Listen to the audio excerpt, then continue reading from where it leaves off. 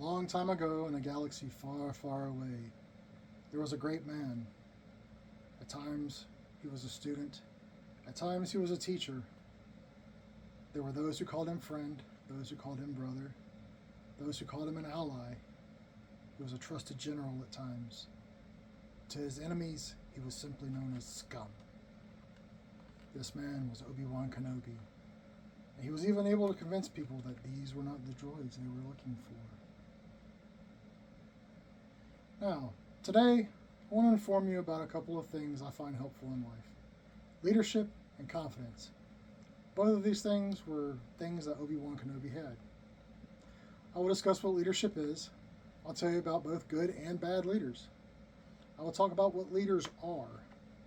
Finally, I'll talk about the difference between confidence and arrogance. Also, how one can be beneficial to leadership while the other can be harmful. You ready? Let's go. What is a leader? It seems like a simple question, but it's not.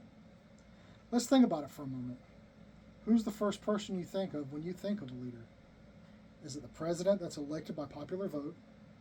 Is it your parents that helped raise you and teach you and guide you? Is it a teacher that helped give you the knowledge to make your own decisions? Is it the most popular person in your friends group? Is it your favorite actor or singer?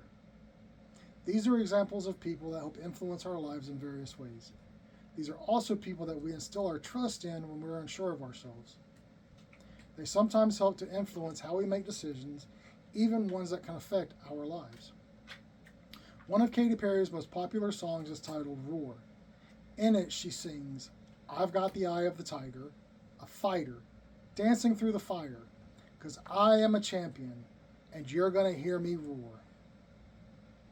Others that we will never meet have also been and continue to be influential in our lives in both direct and indirect ways. These are the good, the bad, and some are pretty ugly too. Let's think about some historical figures that helped us to get to where we are today. George Washington, first president of the United States and a general during the Revolutionary War. Dr. Martin Luther King Jr., who was a civil rights leader who helped end segregation. Then there was Coach Herb Brooks, who led the U.S. hockey team to victory over the Soviet Union's hockey team in the 1980 Olympics. He told his team, "Let me start with issuing you a challenge. Be better than you are. Set a goal that seems unattainable, and when you reach that goal, set another one even higher." Then there's everybody's favorite bad leader from history, Adolf Hitler. Adolf was the leader of the Nazi Party and the Third Reich during World War II. In his 1925 manuscript titled Mein Kampf, he wrote, "If you tell a big enough lie and tell it frequently, it will be believed." This was propaganda that he used against the Jewish people he wanted to eliminate. Now, some people have been described as a natural born leader. There have been stories and songs that have been written about others that came from unlikely backgrounds to become great leaders. Then there are those that have been described as having leadership thrust upon them and having to step up to the job. Although your friendly neighborhood Spider-Man might not lead a team, he does inspire. As Peter Parker, he was a nerdy kid that lacked confidence in himself to be better than he was.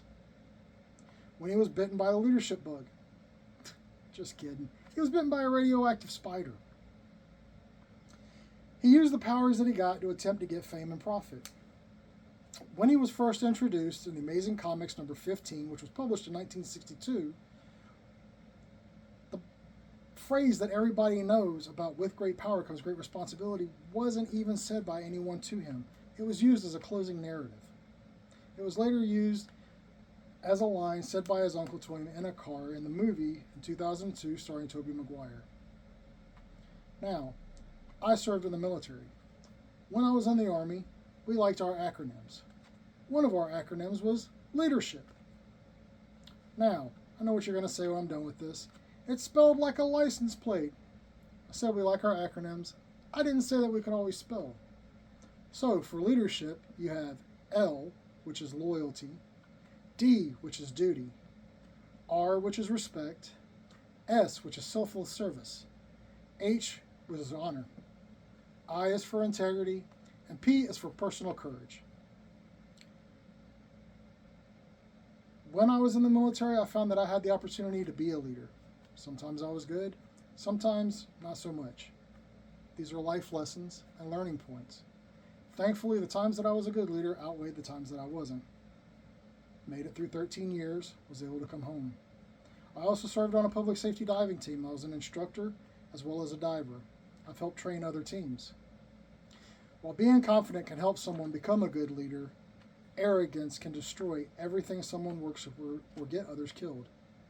The difference is knowing that being able to do something does not mean that you can do everything.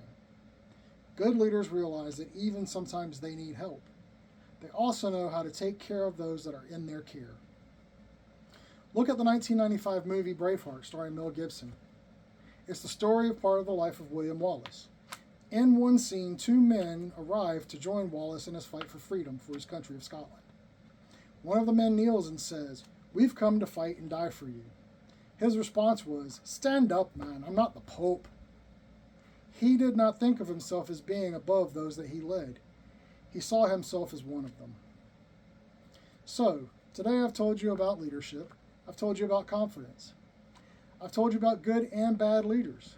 I've told you about fictional leaders, non-fictional leaders, historical leaders, and celebrity leaders.